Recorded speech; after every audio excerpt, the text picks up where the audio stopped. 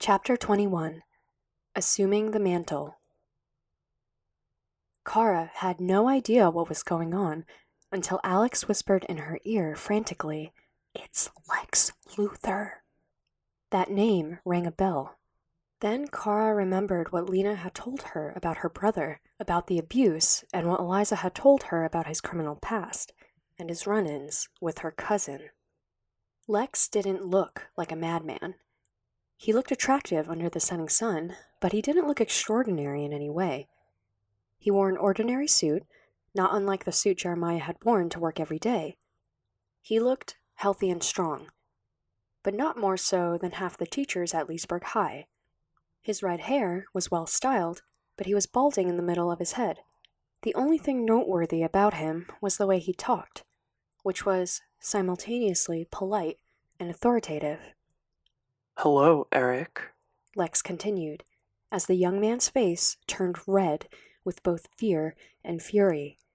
Lex then turned back to Lena and said, "You sense it now, don't you? Or perhaps I should say, you aren't sensing anything." Lena said nothing. She merely glanced at Cookie, then she cowered as Lex approached her and roughly yanked her purse away.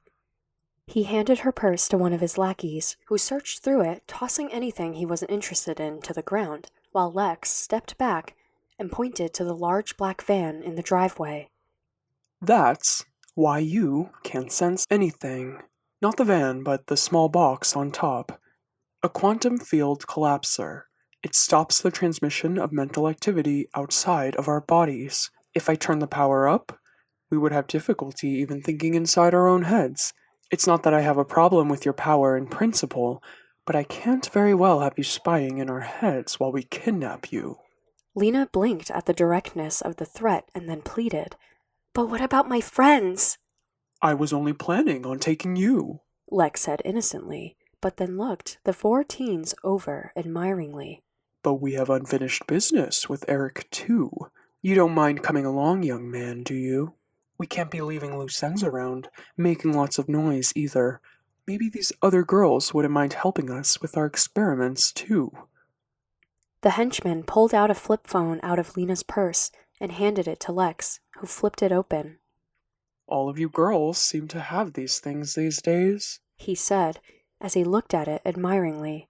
Suddenly, he twisted the two halves of the phone apart, sending bits of plastic flying. Then, he waved his hand at Cookie. The henchman stepped towards Cookie, who glared at him defiantly, until he threatened to hit her with the back of his hand. Then, she gave up her purse. While everyone was looking at Cookie, Alex reached out for Kara's hand, but instead of holding it, she put her cell phone into Kara's palm and whispered, "Run." Kara merely looked at Alex as though the message wasn't clear. "Call Mom," Alex tried again. "Go now." Kara looked at Lex, who was looking back, apparently noticing that Alex was plotting something. Lex stepped towards Kara and waved at another henchman, instructing him to take care of business. Now Lex's face was very noteworthy. Now, the evil in his eyes was apparent. Kara glanced at Alex, whose eyes were pleading. "Run!" she finally yelled. The henchman was now rushing towards Kara to nip this revolt in the bud. But Kara was no longer there. She was running back up the street towards the mall. She did as she was trained, running only as fast as a normal 16-year-old girl would be expected to run. But when she felt a hand grabbing at her sweater, she kicked it up a gear.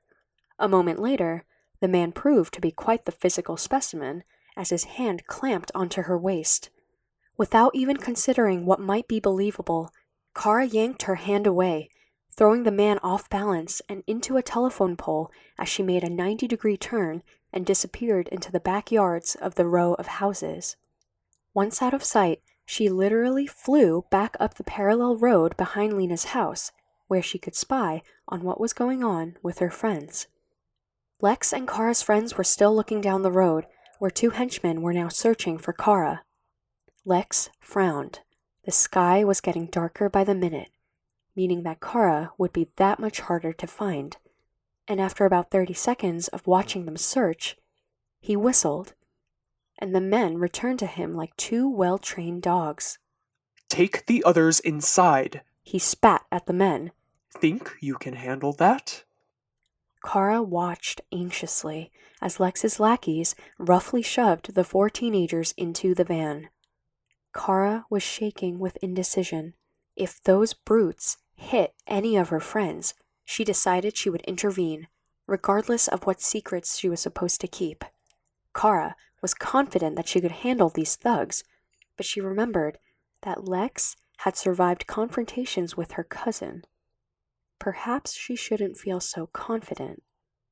Lex and the 2 men followed the teenagers into the cramped back of the van, while 2 other men stepped in front and started the engine.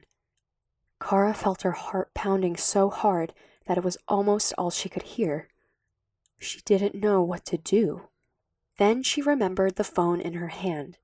She opened it and stared at it like the phone was a Rubik's Cube. She had never used Alex's phone before. She didn't even know any phone numbers, not even the number to her own home. Eliza told her to press 911 in the case of an emergency. But what would she say? Was this that kind of emergency? The van started backing up in the driveway. Kara looked at the keypad, praying to Rao for an answer. Then she saw the redial button.